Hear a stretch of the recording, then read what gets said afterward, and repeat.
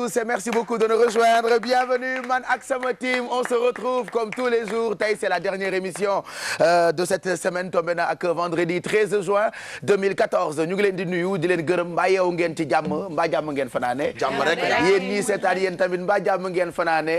Tubarkalla macha allah ñu fas yéene àndandoo jëm 11h ci télévision Futur Média waa kay Seck ñu ngi lay nuyu bu baax. Seck ñu ngi lay fay jërëjëf Seck Ndiaye ñu ngi lay nuyu bu baax. Ndiaye bàjjenu bisu bu ndaw Ndiaye waa kay Ndiaye besal nag Sénégal problème bi ñu am mooy xamuñu nu ñu koy santalee te man wóor na ma ni santul baas waaye ma ne ko baas waa kay baas borom ñetti ballon yi wala borom ñetti bal yi wala Google besal Google waa kay Google bu la si neexee Diallo Jéeri waaw jërëjëf Diallo jërëjëf Diallo Jaw Ndiaye waa kay Ndiaye voleuse de sant bisu aussi non grawul na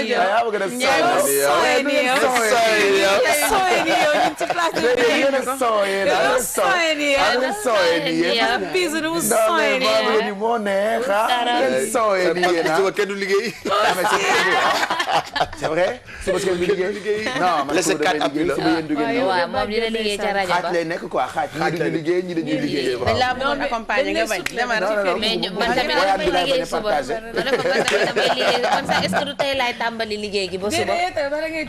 non ñun dañuy tàmbali tey. voilà donc vendredi ak samedi. donc da ngay liggéey week-end quoi. alors en tout cas ñenn ñi nga xamante ni duñu liggéey suba samedi mais am na ci ñoo xamante ni duñu liggéey.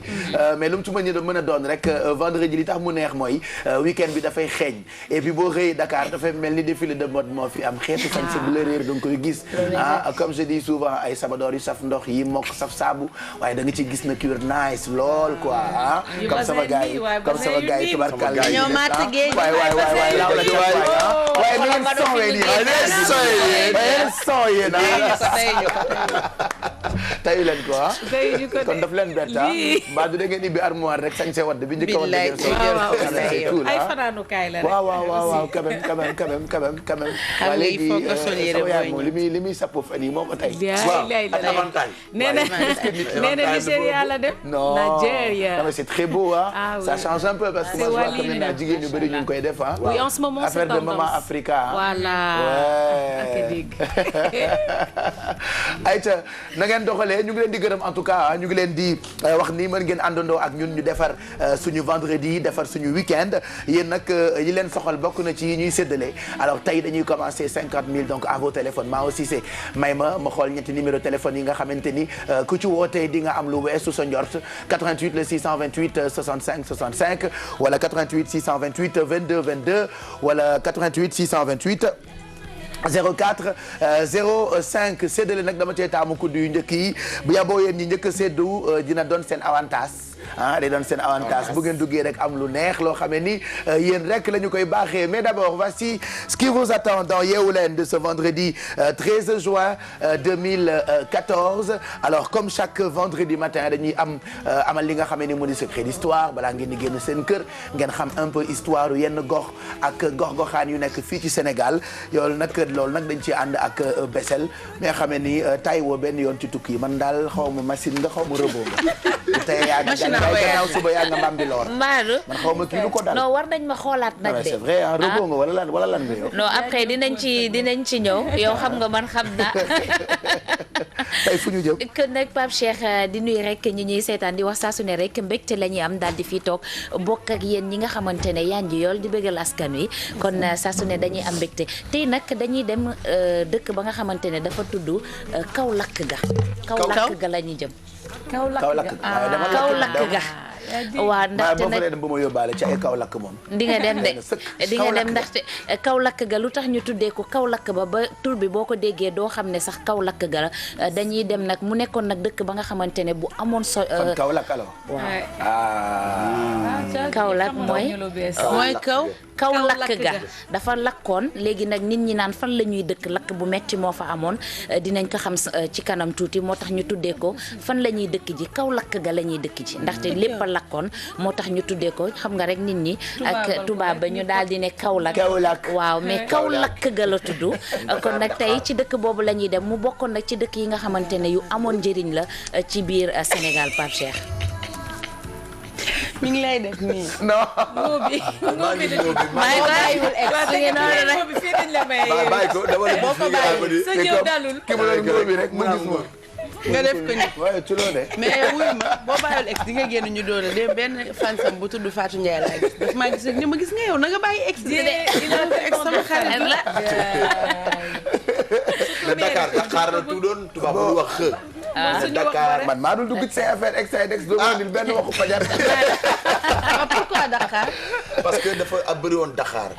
fii yëpp Dakar la woon garabu Dakar. tey Dakar daa bëri jinne. i bëri nga Dakar yi si la jinne yi di ñëw mënuloon wax Dakar.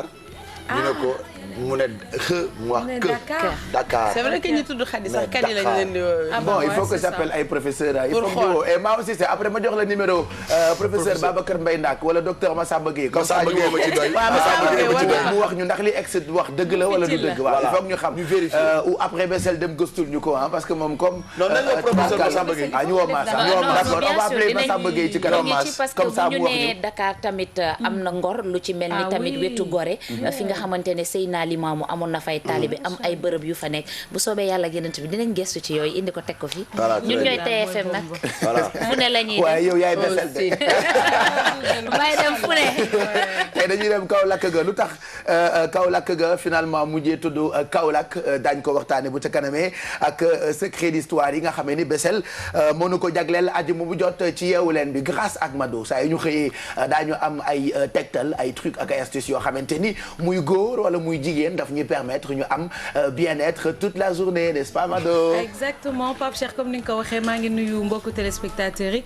donc aujourd'hui Pape Cheikh on va parler de mode donc qui dit mode dit beauté dit élégance mais tey nag on va parler de mode autrement donc tey ñun waa Yeewu Leen on va rendre hommage à certains métiers yoo xamante ne c'est des métiers nobles donc je pense que bu ci kanamee dinañ ko gën a ficci du dëgg ay défilé yu baax mais sargal rek yenn liggéey yi nga xamante ne d'habitude dañ koy xeeb mais nekk na liggéey boo xamante ne yu ñu soxla la on en a tout le temps besoin ñun ñi ci suñu kër maanaam kuy tabax dina ko soxla jéeg ju nekk di liggéey di nga bàyyi kenn ci sa kër donc ci fànn boobu daal tey nañuy dem dinañ gis défilé de mode mais autrement pour sargal yenn façon liggéey yi lu mel ni mii na daan doole yi ak yeneen ak yeneen mii na daan doole mooy daan ko mooy bon waaw ndeysaan wàcc ma de ok d'accord donc ñoom lu ñuy sol ak voilà parce que tu sais d'habitude les défilés de mode d'habitude ça rime avec élégance beauté comme ni ñuy sañ seeni dox mais tey nag on va faire défiler les ku ci nekk day ñëw ak stylo boppam voilà donc di domaine bi ngay liggéey maanaam maçon bi wala balek ak lu mu munti doon daal voilà parce que xewoon na fii la première édition c'était l'année dernière donc dañuy ñëwaat defaat la deuxième édition voilà d'accord ok kon ce sera pour tout à l'heure on parlera mode waaye mode autrement noonu ko tuddee ak ni liggéeykat bi mënee di sol lu méngoo ak liggéeyam c'est ça exactement donc loolu itam mode la te ci bàyyi xel ce sera pour tout à l'heure grâce ak Mado n'est-ce pas que man ak yéen d'accord ngeen ni le monde de Bijou c'est un monde de fou de dof et de bizarrerie. Pape Cheikh, président de mon monde, je le déclare aujourd'hui. Oh solennellement. Ah oui. Solennellement. mais bis yow loo sooyee nii yow. ah Bijou Chonga. benn épaule tey yow Chonga. non may ma jaaro bi tey c'est à la titi jaaro titi nga def tey. tey. On va parler de coup de cœur musical waaw mag titi benn lañ instant. non benn jaaro laa wax. On va parler de coup de cœur musical. C'est très joli. Merci. Oui, tu es sublime, vraiment. Tu es très bien habillée. Merci, c'est gentil. Arrêtez, je vais rougir. C'est la classe, l'élégance, la grâce. C'est tout à fait le contraire de ce qu'on vient de dire. Arrêtez. Yo, je sais que tu m'aimes. Arrête de faire semblant. te jaaro bi nag daf ma nuru. jaaro bi man rek la nuru. yow la nuru. ma kii la ko après. kay. Donc merci Fatou Kiné pour jaaro bi ak yére yi. parce que d'habitude. Fatou Kiné de lu mu la may borom moom. dëgg fa yàlla waaw. ma wax si rubrique bi xoolal ki kanam bi muy def. xamu fu muy jaar rek dafa sonn ci ñun pas ci bu la mayee rek dafa def castingam ba pare dem ba toog nag ne man lii lan la qu'est-ce que xool lii du yàgg de man du ma ñaari saison de daal di def fanaan leen bu ma jógee ci saison bi nii après damay changer de cas damay fanaani ak yow àddina ak àllaaxira dem def fanaan leen fanaani ak yow ni blanche ak yow ñëpp on verra on va parler de coup de cœur musical comme hier maa ngi leen doon wax dafa amoon MTV Africa Music Awards donc dañu jël 3 yoo xam ne c'est des gagnants indi seen ay clips pour permettre public bi ñu gën leen découvrir comme Mafiki Zolo ñoom moom sama groupe fétiche lañ et ils ont gagné encore Afrique du Sud lañ nekk il y a Tiwa Savage et puis Davido le formidable sunu xarit su ki mënul ci patu yow mi laa bëgg ci patu dama manqué ñaari bët ki ko mun dëgg moom la jinde jigéen di foo fekk kuy jinde da kaa jigéen di waaye ci patu la ci suwaay ngir yàlla s'il te plaît ci patu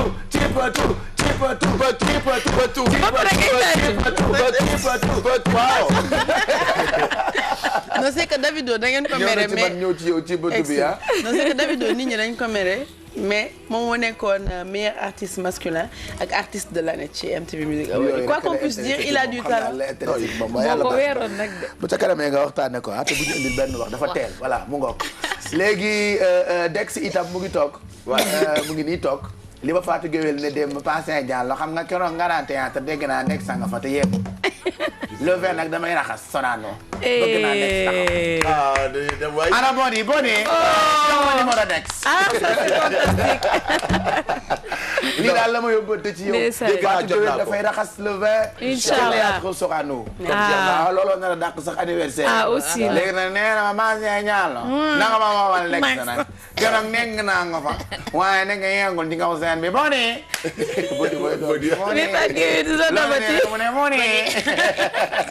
mais te ku naan Boniface boni nekk naa mu ngi àndoon ak sama xarit ma meeso ñëw na toj na fa wayaat na fa wayaat maa car na la ndeysaan ma dara ana ma lool ak ñaaw mais nag yow da lay sotle de ku ñëw mu ne ana bu Pape Cheikh Diallo ku ñëw mu ne ana bu Pape Cheikh Diallo da la sotle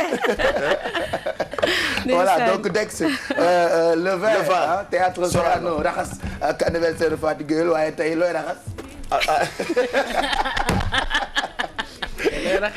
tey raxas suñu tey dañuy jaay waaw tey dañuy pas Faber dañuy jaay bii Faber donc tey en fait dañuy jaay parce que c'est un métier boo xamante ne il def ñu jege trop qu'on voit tous les jours muy jaaykatu carte crédit yi donc voilà donc da leen di ils sont proches de nous et souvent da leen di ignorer donc on est allé les voir pour waxtaan ak ñoom xool ba xam vraiment seen métier ma ne surtout xam ndax dinañu am bénéfice ça trotte dans ma tête tout le temps dinañ ko dégg yooyu yëpp waxtaan nañ ci liñ ciy gagné et cetera yooyu yëpp bi ci kanam dinañ ko ficc waaye tey moom jaay carte crédit yi def. ok vendeur de carte crédit. gañi dinañ ko lan.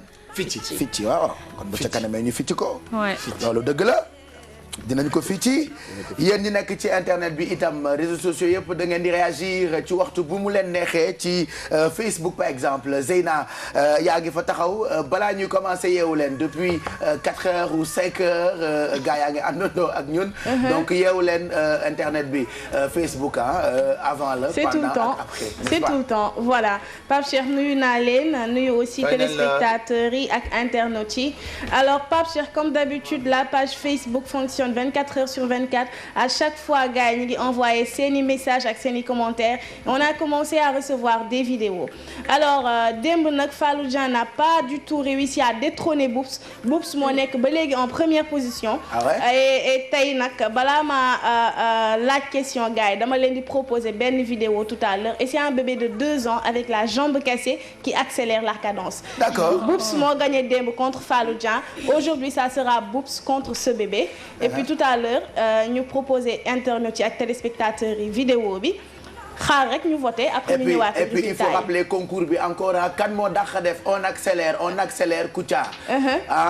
Concours bi commencé entre DJ Boubs ak Fallou Dieng. voilà Boubs gagné. léegi pour ñuy seetaan il faut le rappeler que mën nañu yónnee ay vidéos. voilà seen bopp on accélère. c'est vrai même sur la page Facebook c'est possible. n'importe quel appareil amateur ou professionnel ñu yónnee ñu ko comme ça après on verra. waaw même sur la page Facebook de Yeewu Leen c'est possible que ñu envoyer si vidéo yi parce que déjà la vidéo que j'ai aujourd'hui bu bébé bi.